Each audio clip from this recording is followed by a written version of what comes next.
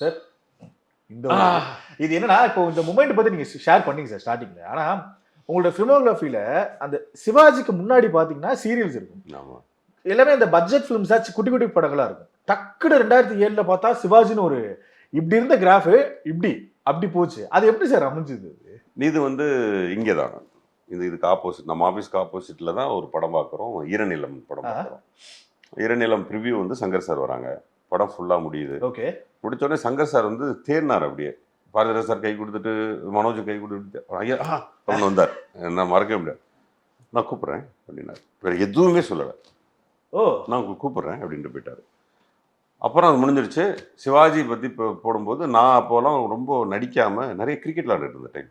24 hours cricket ground வந்தேன். அப்போ எனக்கு அப்போ கிரிக்கெட் தெரியாது. எனக்கு கிரிக்கெட் வந்து சிசிஎல் ஆடணும்னு ஆசை, நடிகர்களோட போய் ஆடணும்னு ஆசை. எனக்கு ஈவன் எனக்கு கிரிக்கெட் பாலை பிடிச்சி போடவே தெரியாது. சரி. நான் சின்ன வயசுலேருந்து டென்னிஸ் பாலில் விளையாண்ட போய். சரி.